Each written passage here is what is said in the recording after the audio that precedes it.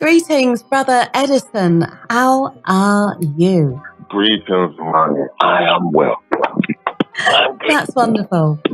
That's really wonderful to hear. So, Brother Edison, it's a brand new year. Well, we're in the second month, so and it's really lovely to have you back on the show. And I know today we really want to look at relationships. And what I wanted you to do before we go there is, I just want you. I know this was your favourite bit. I want you to just share a little bit about your background, so people can, understand why we're so blessed to have you on the show today. Okay, well, my full name, Edison Agbandje. I run a course called Know Thyself in central London, where we deal with what we call African spirituality. Really, it's African philosophy and helping people to understand how their minds work through the connection of their ancestors.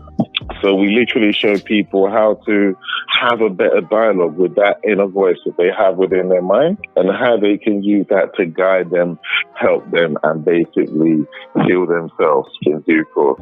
We've been running the course for about 4 or 5 years now. And again, me and you, we've known each other for longer than that. So when it comes to this concept of relationships, it's something that we often have discussions off the radio, obviously, and off the discussion. So we thought today, when you mentioned that, I said, let's do one about relationships. Why not? And come from a sort of, I won't say ancestral perspective, because that really is slightly outdated, but come from the concept of what we understand and what we've picked up through various discussions with ancestors and with other people. So yeah, that's me as quick as I could do it, to be fair.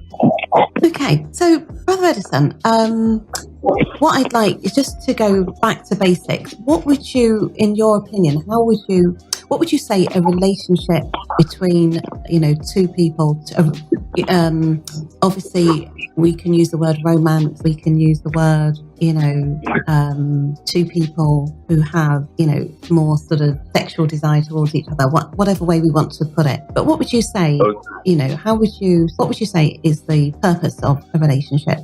Well, relationship, in that it has the word ship. Exactly. Yeah. Mm-hmm. It's a mode of transport. As two people meet up at a certain phase in their life, and they work together to get through that phase in their life. Mm-hmm. Whatever age they meet up, whatever the difference in time or what have you, they have to be mentally compatible and be able to, put aside their past as best as they can and sort of create a new union that enables them to move as far as they can in that purpose. The sad thing is, it's like any ship. If there's an imbalance, as it's too heavy on one side, as in one person's carrying too much of their past, it can destabilize the ship and eventually the ship topple over, which is more the case nowadays, unfortunately.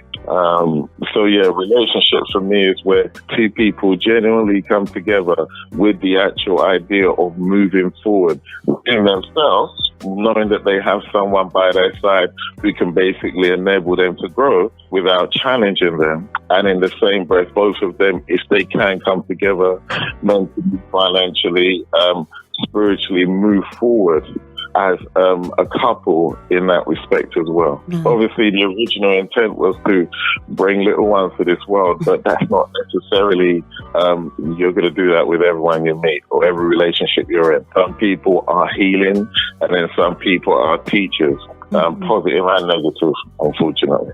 Or fortunately, depending how you put it. Right, okay, I love that analogy as well. I totally agree with the we should definitely pay great attention to the word ship on the end of relation, and knowing that we need to be relating to each other, and the ship is the moving, the force that moves us forward. What I want to ask here is, you sort of talked on, you just mentioned that some people come into your life as a teacher or a healer. And you also mentioned in these days, what would you say is different from, where we are today than where we were, say, 20, 30, 40 years ago? What's the difference? Okay. Well, in truth, the intent behind the relationship. Back then, it was more of a coming together to move forward. I would say a survival mode, but that sounds a little harsh. But people knew that they needed to join together to move forward. As we say back then, the men were, sort of expected to go out to work, and the woman was expected to be at home and basically, keep the home. There was no crime or shame in being a homemaker. But nowadays, that sort of dynamic has changed. And good or bad, I don't know. I suppose the jury will have to decide on that. But essentially, you're in a position now where women don't need men to go out and bring home the bacon anymore, bring back anything. Because I know there's a load of vegans out there. So women don't need the men to come and take care of them. They can financially look after themselves. So what they expect from a relationship has changed as well. It's no longer that he's going to come and tell them what to do, how to behave, all that kind of thing, because they can look after themselves. If they need anything, they can make a phone call and it will be there. So men in that dynamic, when they come together, it's more on, I like you, you like me. Can we sort of join together and create some new stories? It's not as straightforward. I feel that, how do you say, what's the saying, with responsibilities comes more issues. The fact that everyone now has more responsibilities through work, through other sort of commitments, and also people have, how does one say, you live in a society, not necessarily going to blame social media, but where no one has a clear direction of what they're supposed to do in their gender roles anymore. If you're trying to define what a woman is trying to do, it's pretty difficult. And a lot of women are not sure what the men want anymore. When you ask a woman, what do you think a man really wants? She's looking at you like, okay, you want sex? He goes, he needs a bit more than just sex. And the woman's like, I'm not sure. And there's no clear definition of what she should do and how she should go about it. She still wants to be in a relationship, but it's almost turned into an entertainment dynamic. How are you going to entertain me today? And both of them are looking at it from almost an entertainment direction, which I suppose lasts as long as the show that they have. As long as they can keep entertaining each other, then the relationship lasts. When that sort of fizzles out and they both run out of things to say or do, then sometimes the relationship goes with that as well. So if they don't come together on the same basis, and maybe that's why they don't last as long, without one of the two feeling like they've been over-compromised in order to maintain that relationship. What one time, as you said that there, a new question was born, as in, what impact, as say, social media and say, celebrity relationships have on, relationships, relationships between ordinary men and women like ourselves? What would you say? Is there any impact? The impact of the internet, the impact of social media has changed, because there was MySpace, there was all these different things before Facebook and all this kind of stuff. It's made the world a smaller place and given more options to fulfill certain thoughts and feelings and desires that you have. So if someone is going through a bad day, they could put up a selfie, 400 or 500 likes, and then bang, I'm full up. Whatever I was thinking or feeling about myself today that might be negative, I've got a load of friends outside there who think the contrary, and that could boost up. Look, relationships are food. You consume the sort of happiness from the person that you're with, in your relationship, and their mood and their state of mind goes to balance you out. If you come home and your man is there happy, looking excited to see that you walked in the door, you might be tired, but you can be enthused and want to get with life by just seeing his reaction. And vice versa. If you get home and your woman smiling at the door when you walk in, regardless of whatever day you've had, you can look in her face and see that someone is happy to see you. And again, sometimes the pressure of life is too much and we can't always carry that smile. And that can carry on for a protracted length of time. But now you have friends, other people that don't know you, but are in the same equal position, and they're looking for that sense of food, sense of acknowledgement, sense of attention.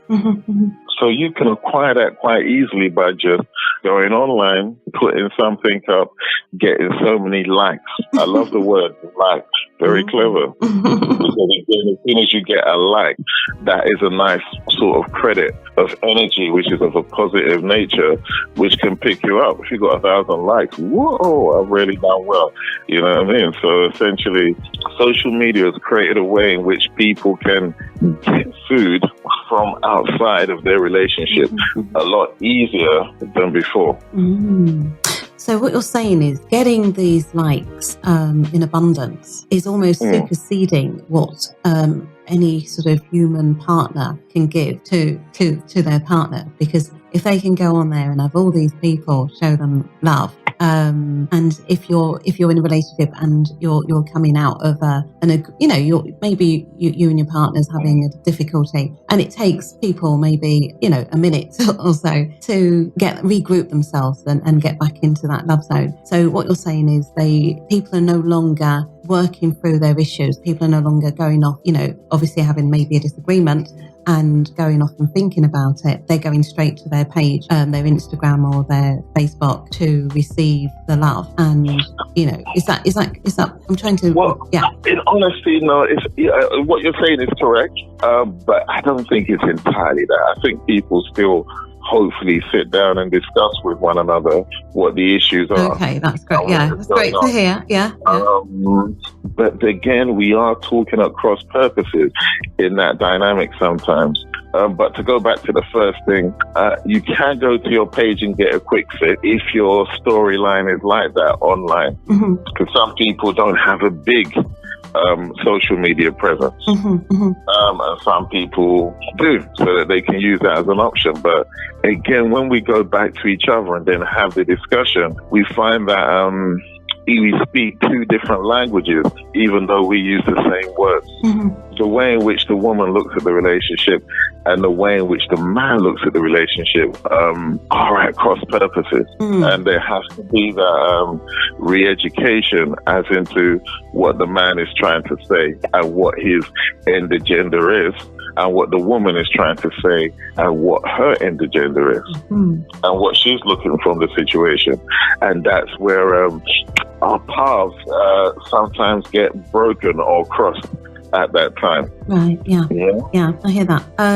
Because I feel, again, things have, as we've moved into the 21st century, there's been a levelling up for women, which do you feel that on both sides, do you feel that there's been trouble trying to come to grips with that? On the one hand, I would say for women, for sure, there's a lot of things that have changed that's improved the lives, of women and given women a voice that maybe they didn't have back in, our parents' and grandparents' time.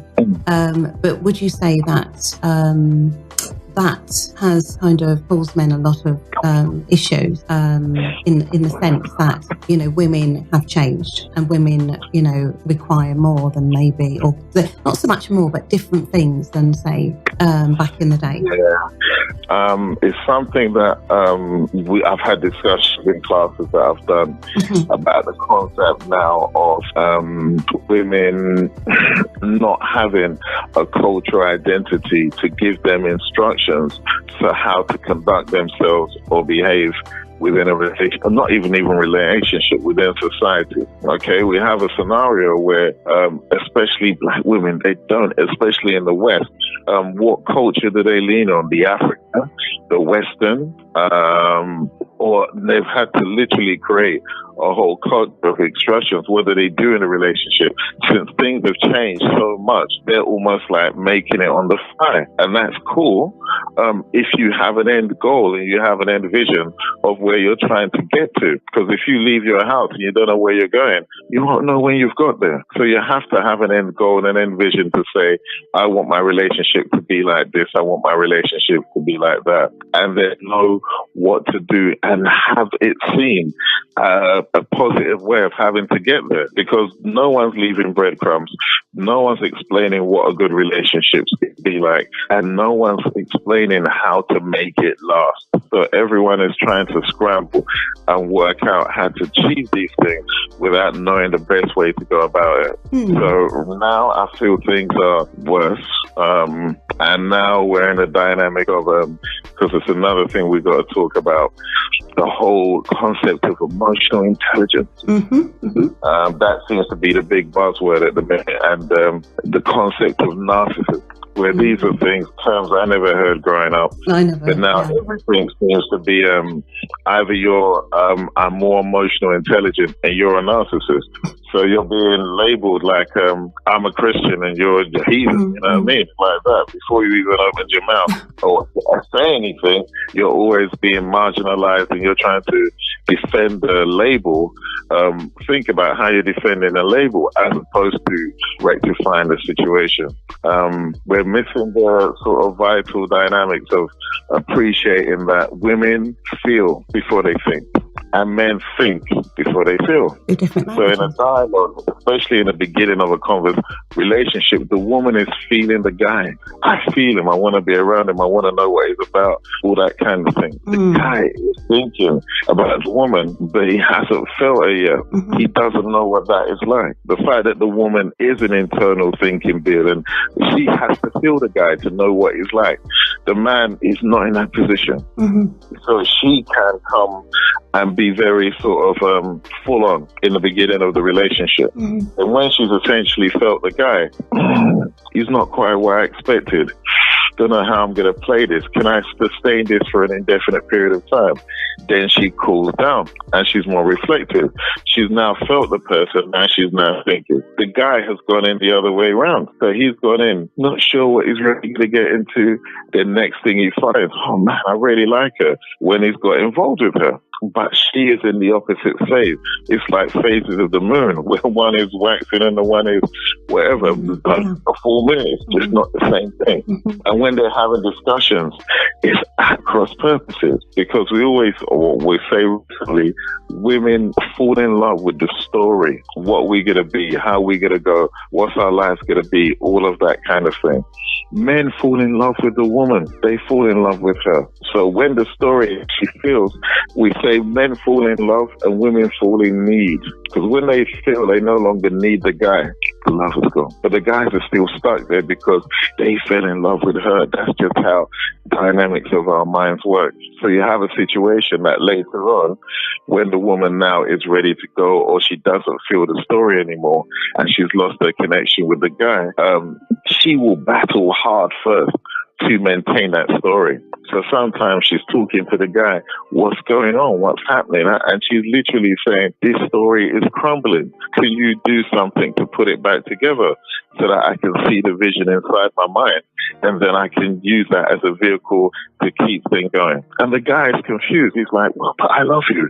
I really care about you. Isn't that enough? And the woman's like, yeah, that's all great. But my story is crumbling. So as my story crumbles, I will eventually fall out of love with you or fall out of need for you. So we're in that situation with so many options, so many different realities, so many different media outlets giving so many different concepts, that people's stories are huge. And the man's story is still simple. He just likes her. He's just into her. How she is, who she appears, how she conducts herself, who he thinks that she is. That's his focus. He's not thinking what she has, what she doesn't have.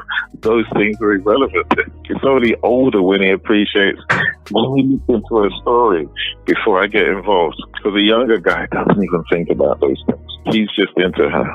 And her mind has worked out, like, where are we going to go? How are we going to do? That's why you have a scenario where you have women that will try and fix a guy. They either have fixers, and they'll fix their first guy, try and get him up to that story that they would like. He doesn't make it. Okay, they leave. Try and fix a second guy up to the story that they would like. He doesn't make it. Not so good. Okay. She's not going to try a third time. And then the situation and the dynamic changes. She might get a guy who's a repairer, who wants to fix her or try and fix her into the perfect woman that he would like. That's okay for a bit, but she might not be ready to face those aspects of herself right now. So we're literally in this pattern of, are you being fixed? Are you being repaired? Are you being fixed? Are you being repaired? We can't just get to the point where can we just get together, do our work, and then move forward. There seems to be that to and fro, and people battling with their past that is now dictating their future and present.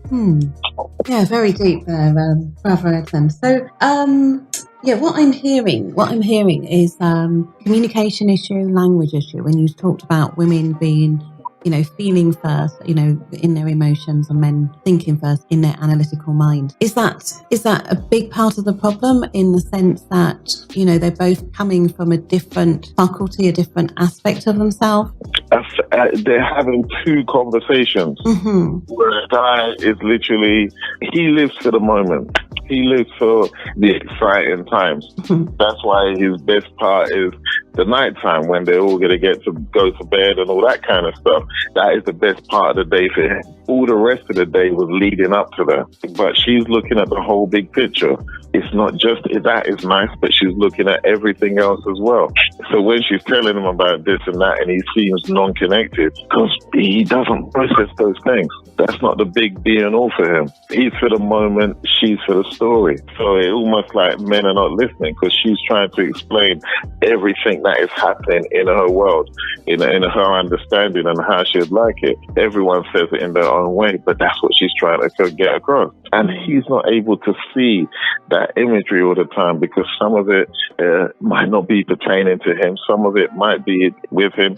He might not be one of those thinking guys that are going to sit there and be able to visualize what the woman is trying to convey. Therefore, when he's talking to her, he seems dumb because he's unable. Dumb is just the inability to speak, because you can't visualize what the other person's trying to convey. So we're at situations now where, again, it's almost just become an entertainment vehicle. What can you do for me to make me feel this way? What can I do for you to make you feel that way? And it seems like it's an exchange of, effort in order to try and balance the other person out. Right, I hear you. I want to sort of backtrack a little bit, because you brought up a couple of buzzwords that's going around, narcissism and emotional intelligence. Yeah. How did that creep into our vocab? Because you're right, years ago, I never heard those words used, in that way around relationships. Well, there seems to be a touch of, a narcissist might say that they have a better emotional intelligence than you. And that's almost a way of getting out or validating what they're saying or not saying. I've seen situations where someone says, because I can express how I feel without being upset, I'm more emotionally intelligent than you. And then someone will say, because I can put my case across passionately, and you seem to just stay silent. I'm more emotionally intelligent than you. And the fact that men stay silent in those situations, or the other party stays silent, is because they know that anything they say at that point, when that person's in that phase of mind, could inflame the situation to a point that they can't actually contain it. So I find scenarios where a man is just silent. I've been in that scenario, just silent, not saying anything. Let the person say what they want to say. Because when you initially started to debate with them, they increase their anger and all the thing, where people think by raising their voice, they're improving their argument. Obviously not. but that's where people are. So whenever someone is trying to debate with you and they seem to be getting more agitated and they're shouting even though they're next to each other, so it's not a case of they can't hear the person, is that they're not on the same visual mental page as each other. One person is literally screaming because what they're seeing in their head, the other person isn't seeing, and they just can't get it across. So all they know to do is scream in that instant, hoping that the person might, pick it up or feel intimidated or care about the relationship, that they will remain quiet and let that person have their moment. Well, I don't know when narcissism becomes emotional intelligence per se becomes narcissism, because in that moment you're not thinking about the other person, you're thinking about yourself and how you're trying to convey. You're not thinking of the emotional state of the other person. And even if they're wrong, who wants to be shouted at when they're wrong? And even if they are shouted at when they're wrong, we always say no one wins an argument, they just lose respect for each other. Yeah, I hear you there. Yeah, so if what people perceive as emotional intelligence isn't enabling them to actually have a better relationship that both of them can appreciate, because you always got to think of, put yourself in the other person's shoes when you're about to speak to them. And some people say, I'm frustrated, I can't say it, I'm so fed up, I've held my tongue, and now I've got to let it out. It's cool. Let it out if you feel that you know how to repair the damage that you create afterwards. If you burn a place down, don't expect it to be the same when you finish. And the reason why some people stay quiet is because, like I say, if they are still in love with the story or in love with the person, they know that certain words and certain things will not be forgiven. And they know if the situation escalates to a certain point, they won't look at the person in the same way. So the whole effort of trying to achieve a better understanding actually damaged the relationship. What I want to... Oh, sorry. Carry on. No, I was just going to say, because we're down to like our last 20 minutes or so, I just wanted to ask about young people. First of all, do young people need the help and advice from the elders? And if they do, what would you say? What legacy, what advice can the elders pass down to the young ones? Because I feel that their relationships is one of the most important relationships for today. How young people relate to each other and how they move forward, in their relationships. Okay, the thing is, it's almost like, as we say, English can deteriorate over time. I'm saying that the language we spoke when we was younger is not the language that they are speaking now. And I mean it not just verbally, I mean mentally.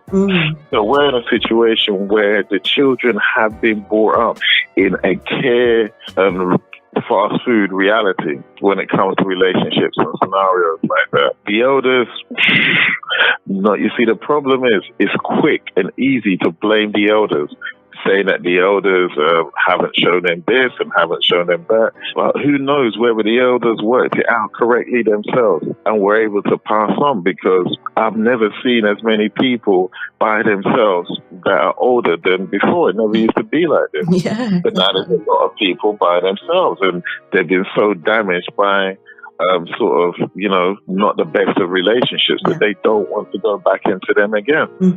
So they're trying to work out the whole relationship dynamic themselves, because it didn't,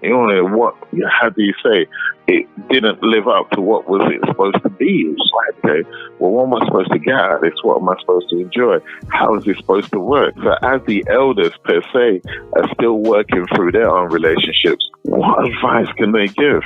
Sadly, children live and learn by example. So if a young woman has not lived in a relationship, or a young man has not seen his parents grow up together, what example does he have of knowing how to long-term sustain a relationship?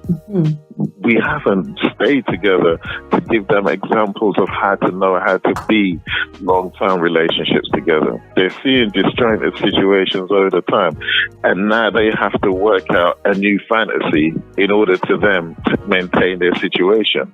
So how do they know how to compromise, work through all those things if they've never seen their elders do it? And it's not their elders' fault. Like I said, this whole revolution of making everyone independent was deliberately created as a way of dividing and breaking up families. This is something which has consciously been done by those people that obviously didn't want us to form a strong unit so that we can see and attack them. So the program of how that whole system is supposed to run has been broken down a long time ago. So now we're in a situation where we're not setting no examples for the youngsters to follow. A couple of words won't sustain them for weeks or years or months in relationships. They now, unfortunately, have to find a new pattern and a new reason to keep themselves together. It's easy to just have children. That's easy. Have a child and then essentially, yes, the child will keep us together and the growing up of this child will keep us together. But people are getting, these things are becoming more and more disposable. They have a child, yes. Does that mean they're going to stay with a person? No, because they're still looking at the world through the eyes of entertainment. Yeah, they're still looking at it. Oh yeah, you know, he was cute, he's this, he's that. This is as far as they've thought about the situation. And don't be hard. That's how we all used to think back in the day. But over time, I say you have to live a life to know how to live a life. So you know that that situation isn't enough to maintain a long-term, stable relationship. And nowadays, you're looking around for those long-term, stable relationships. And it's harder to find. We're going to have to find a new definition of why and how we're all going to keep together. And that's elders and youngins. We're all in that boat right now. A new definition of what the cultural identity has to be created, and not one based on some ego dynamic. Women have got to return back to how it used to be. Things have changed. So we have to find a new pattern, how to incorporate all the different changes and get to that situation where we are two people in a phase of time on a ship traveling to our better selves. Yeah, I agree with that. Brother Edison, can you just give details of how people may contact you? Because I know you have, first of all, you've got your classes that you do, but you also have a thriving, spiritual counselling business and products as well, and a website. Can you tell people how they can get in touch with you? Okay, well, if you're on Facebook, that's easy. Obviously, you just look for my name, Edison Agbandje, or leave a message on Ancestral Essence page on Facebook. We are about to bring an online course, which is effectively a recording of the courses that we've done. It seems the easiest way because I was trying to create an online course, but the timing and everything of different places around the world creates a nightmare. I don't need people waking up 6 in the morning or what have you just to do a course. That will become unsustainable over a period of time. So we're going to make it available in the next month or so, where everyone can basically purchase the course, class at a time. The classes, because we were doing two classes at that time, they're about 3 hours per class, but there's two where you can get a full scope of the subjects that we're trying to do, where we're covering ancestral connection, the importance of ancestors, how to do baths to clear up your energy, how to clear up your home, the concept of illness and disease and stuff like that, and the whole sexual thing. We do a thing on the sexual transference of energy and that whole dynamic of relationships. We talk about programs, how essentially we're basically living in a massive storyline that we didn't design, we didn't create. we're in a situation where we've like got this artificial destiny thing. I didn't come here to be a footballer or a boxer or what have you. These are things that you just picked up along the way, but we actually believe our life path is to do all these different things because we've been so seduced by the story and we don't appreciate it's just a well-created program. Same with the religious thing. So we do all of that as well, talk about past lives and all that kind of thing, and then basically towards the end teach you how to speak your original body language, because the problem that we don't appreciate is that we're speaking a foreign tongue in our own heads. That will make sense down the road. You're not thinking in your own language, you're not speaking in your own language, and ultimately your body, your mind has to translate the English into the language which your body moves with. You know, our organs can't have the same name. If you have your heart will not respond to the word heart because that's not its name. It will have its own original name. So we let you know how to find out your own name of your own heart. So when you call that organ, you'll feel it vibrate in a way because you actually called it. So we challenge the perceptions of what everyone conventionally thinks and try to put you back in the place where you're in control of your mind and in control of your story. We don't deal in any religion. We don't deal in any deities. You don't call on anything other than what already exists within you. So it's really just enhancing your power. So yes, you can actually contact us on our website, ancestralessence.com. When the time comes, I'm sure me and you, Imani, will do another talk about the online course and what that's going to entail and how people can go through all of that.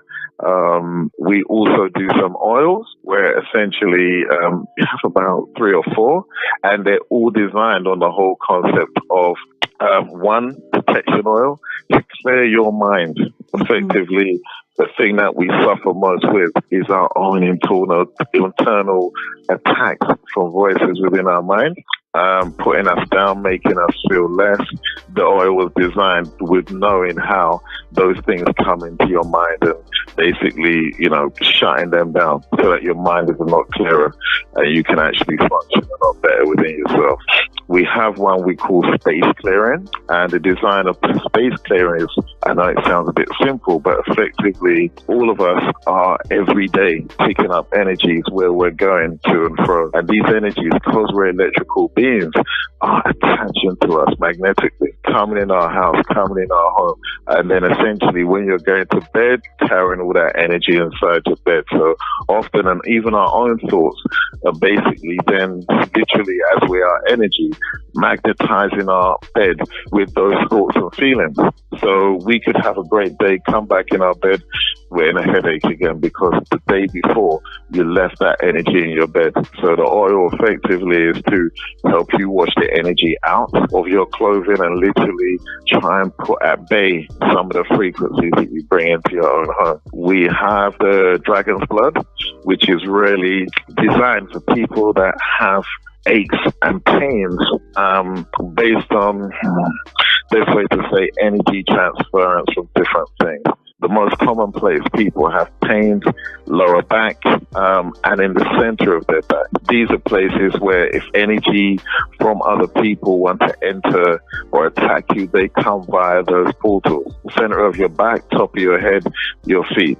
Stuff that we explain in the classes as well, but essentially people have aches and pains that can't seem to go away. And the healing oil works for that purpose as well, where essentially it starts to attack the actual energies or pains that you have. If you think of everything inside, every illness or pain or ache is basically an attack on the organ or part of your body by another energy, because every illness is actually an entity. If it can spread, then it's a living, thinking thing. So therefore, again, the oil was designed to actually start to attack the energy that is there causing the problem. And this is just based on the understanding of how language and words and things like that actually help to create or to destroy. So there's the oils that we do.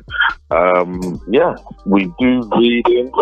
where they're really discussions and we connect with your ancestors, and then all three of us have a discussion as to how we're going to go ahead and try and help you with a dilemma that you're in. There's a saying that we say, are you spiritually sick or are you physically sick? More often than not, your body's actually physically sick because your spirit is, basically been disturbed. So most people's psychological issues is often that their spirit is being misused or being challenged by the situations and the scenarios that they're in. And the only outlet it has is it's essentially to create an illness or a pain as a warning sign to you that something is wrong in that part of your body or part of your mind or part of your story. And we just work on helping you to be able to fight or deal with that situation, because we know at the end of the day, regardless of what someone says, I can fix this, I can fix that, I can fix this. You can buy anything, but the maintenance is the hard work. So we try and teach you how to maintain the scenario by giving you the understanding of trying to help yourself. So yes, those are the normal modes of contact with me. They can get me on Messenger if they're on Facebook. There's various different ways people can leave messages, and then we'll contact you in due course and then basically speak to what we can and what we can't do, because if I can't do it, I'll quickly tell you we can't do this. This is in a scenario where we're working on ego, we're working on reality.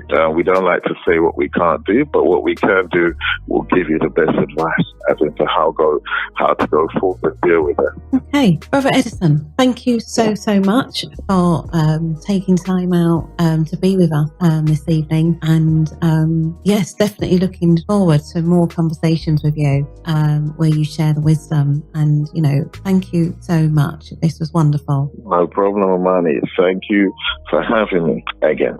Blessings.